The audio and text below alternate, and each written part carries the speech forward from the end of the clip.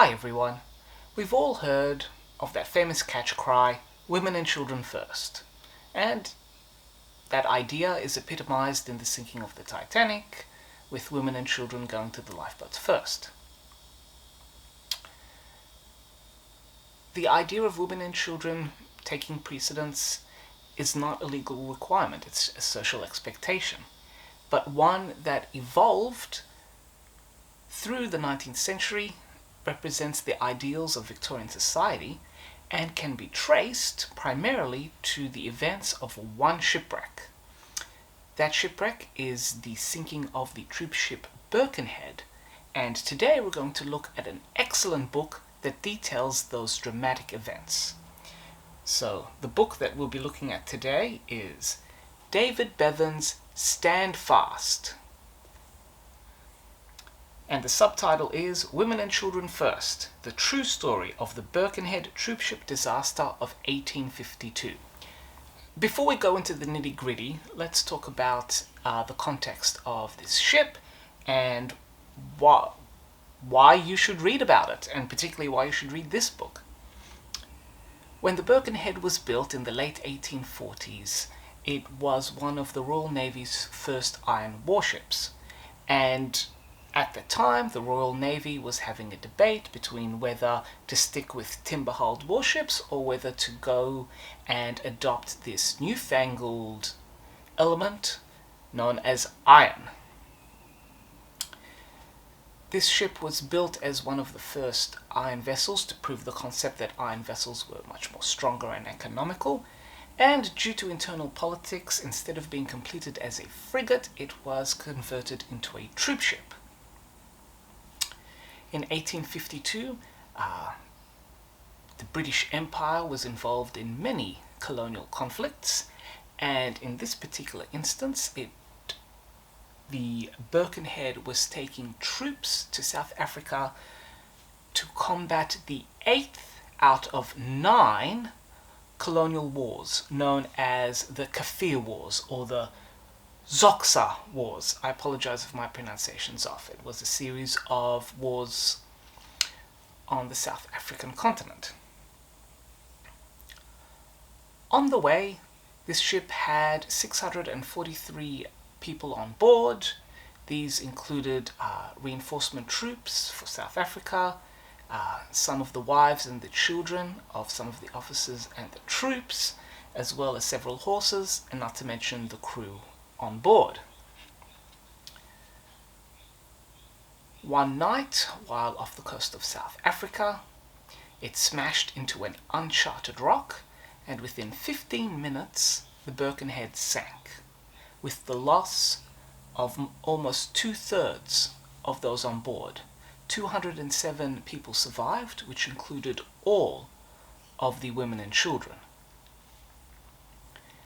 As the ship was sinking, in its final moments, the troops were ordered to stand to attention, so stand in as though they were on parade in a line, and basically wait until the ship sank. This moment has since been captured in paintings, in folklore, in books. For a while it was known as the Birkenhead drill, and as Victorian society evolved, it then mutated into the ideal and the idea of women and children first, so that they can have a chance at surviving, as opposed to men panicking, stampeding, and destroying the lifeboats in the process. So that's the rough context. The Birkenhead, unfortunately, tends to be forgotten now, but in the mid to late 19th century, that shipwreck was well within public consciousness, and, as I said earlier, the idea of women and children first evolved from this. The idea of troops standing to attention led to the catch cry of the drums of the Birkenhead, and that idea of men standing to attention calmly, quietly, while women and children were evacuated, evolved broadly into the idea of women and children first.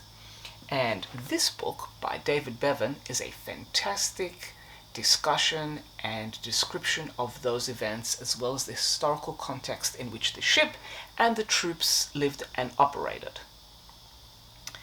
Sometimes when you read this book, you get the feeling that you're reading a novel, because a lot of the moments are described quite descriptively with very little dialogue, and it's no surprise considering that this author is also a novelist, so it makes sense. This book also deals with the regimental history of those that were involved with the Birkenhead, what happened to the troops, the survivors, and also the histories of the regiments, where they went on to fight and where are they now, as some have been amalgamated into other regiments and operate under different names. It is a broad, deeply researched book that covers many elements, and after reading some awful local history books, it is refreshing to finally get something that is very well researched and extremely well written. As I noted, this book covers everything. The debate between iron and timber shipbuilding, the idea of Victorian behavior, and this book is a little guilty of emphasizing that element of it, but it can be forgiven considering when this was written and the original target audience. It does make you think. I mean, how would you react if 1 minute you were asleep, dreaming about your wife or your partner, thinking about plans for the future, children, owning a home, a farm, and then in the space of 15 minutes, your troop ship is breaking apart, sinking, you're surrounded by screams of drowning horses, dying men, you're standing on the deck of your sinking ship, and as the water and the shark fins are getting closer and closer, what do you do?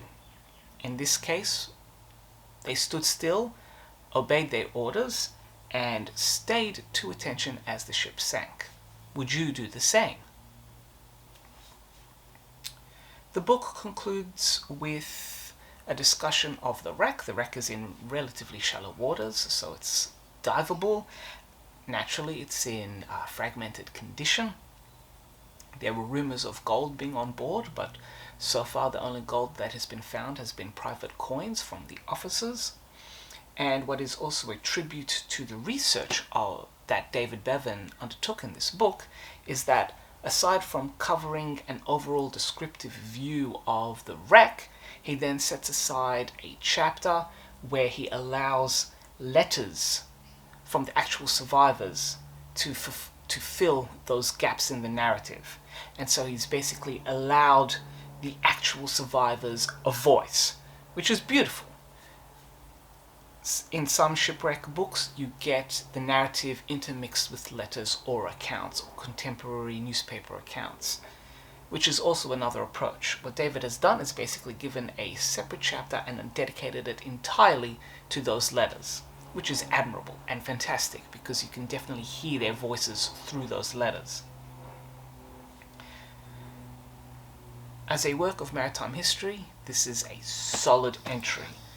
This is a well-written book. Apologies if some of the screenshots that you've seen in the corner here are a bit off.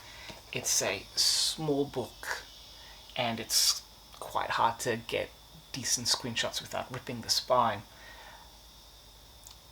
Even though it's a small book, it is still quite thick, and no doubt, as you've seen, it is also well illustrated. For the depth of research, for the breadth of topics that this book includes, I mean, he could have simply stopped at the accounts of the survivors and those that were lost, but no. David Bevan gives us the entire context in which the Birkenhead and the troops and the survivors lived and worked and operated and died in. So, for that entire broadly encompassing look at the era and at this shipwreck, this book is a solid 4 captain's hats. Find it, read it. Do check this book out. It is a fantastically detailed account of a dramatic shipwreck, and the events of that wreck have led to a catch cry that is now part and parcel of public consciousness, the idea of women and children first. So to understand that, to understand the origins, do hunt this book down and check it out. It is quite a dramatic and informative read. I do hope you enjoyed that review, and if there are any other books about other shipwrecks that you would like reviewed, please let me know in the comments below, and I'll add them to the queue. So until next time, enjoy and happy reading, everyone.